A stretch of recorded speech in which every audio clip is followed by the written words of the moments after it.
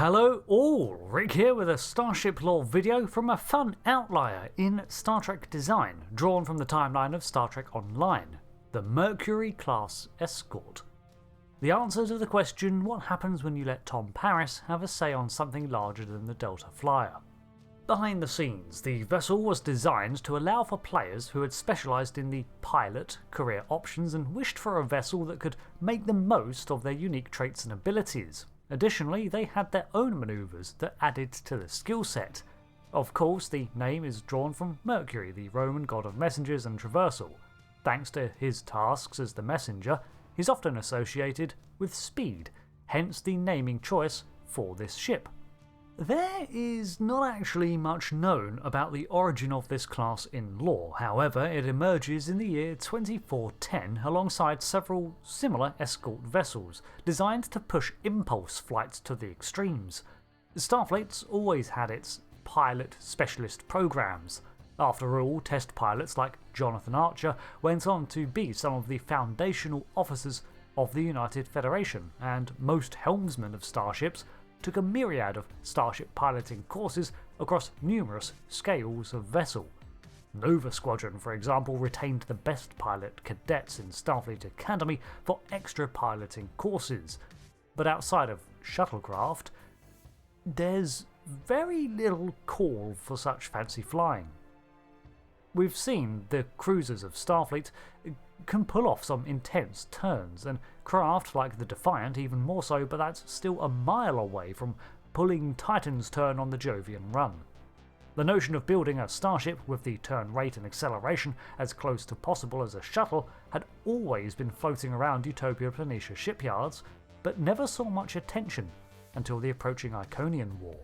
During the build-up to this battle, it became evident that some Iconian vessels were far more manoeuvrable than Starfleet's, so a few prototypes were finally given the green light to be field tested. Designed to outpace even these enemy ships, these escorts would be minimal in scale but maximised in speed for fast strikes and retreat. During the course of the war, Captain Tom Paris approached the Admiralty with a proposition to form a dedicated fleet, drawn from the allied worlds of New Romulus and Kronos, to trial such high-risk strike missions. The bringing in of other navies helped alleviate the resources Starfleet would have to invest in this dubious project, and it was a major factor in getting it permitted.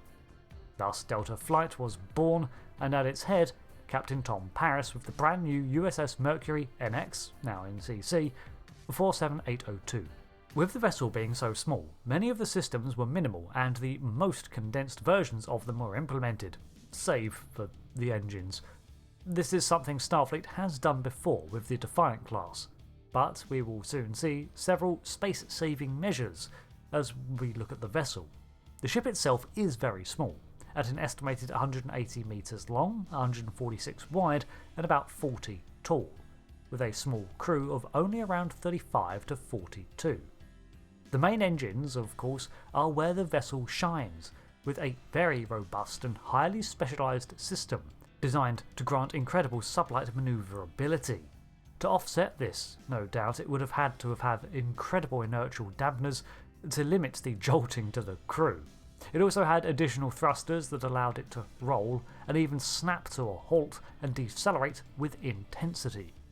The Mercury class came with an impulse afterburner effect, which temporarily increased the speed and acceleration of the vessel already travelling at high impulse.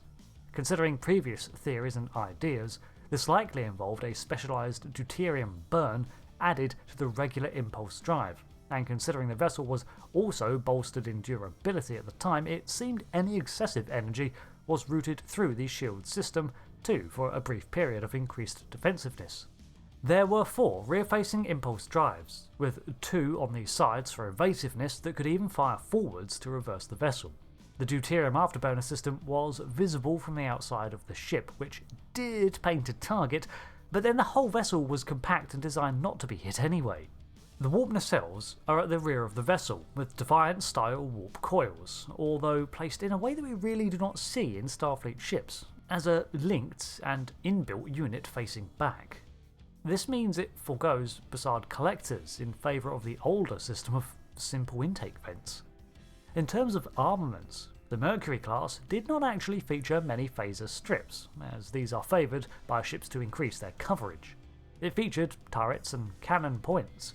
These were equipped with 2 forward-facing dual heavy phaser cannons and 2 lighter ones, which all had a very restricted field of fire. However, with the adroitness of the Mercury, it's not much of a handicap. There were also 2 rear-facing batteries. There were 2 phaser ball turrets top and 2 below, both at the fore and the rear of the vessel. It did feature 2 strips along the wingtips and 2 along the fore of the hull, however. There were 2 rear-facing torpedo launchers and 2 fore-facing ones. However, there were also 2 added specialist nodes, which each contained a micro-projectile barrage launcher. With only a limited number of torpedoes, it did feature shuttle-scale torpedoes, and while these generally lacked the yield of full-scale ones, the barrage launcher did what it sounds like and made up for quality with quantity. The system could track up to 5 targets within a 90-degree cone, and they packed extra concussive force that would hopefully buffet and knock targets around, helping to shake up their aim and course. The main deflector at the fore shows some design lineage, despite the differences to the rest of the design, with it resembling the Intrepid class's secondary deflector. The secondary deflector is of course smaller, and a design based on this saves more space than a full-on large-scale cruiser array, which was not needed considering the small stature of this ship. It also had an advanced narrow-band targeting system that basically tunnel-visioned a target. The practical upshot of this was that the longer the Mercury held a target in its forward sights, the more data could be collected, the more accurate it became, and the more advanced its targeting became. A risky form of target acquisition on most starships because of the slower speeds, but an actually achievable effect with something like this starship. As far as we can tell, it featured no auxiliary craft. However, there could be a drop launch bay like the Defiant had, with 1 or 2 shuttles. Speed and evasiveness are key in this small starship. It is made as a strike vessel, to dart in and escape, but unlike the Defiant, it's not there to tank a lot of damage, as many adaptations existed for it to shed as much mass as possible. Therefore, you end up with a vessel to which evasive patterns and excellent piloting are far more beneficial than a hardy shield system, a vessel that Tom Paris likely invented a whole excuse to get his hands on. Thanks for watching this breakdown on the Mercury class, aptly named, and a quick silver streak across the night skies. Until the next video, thanks again for watching. I've been Rick, and I'll see you later. Goodbye.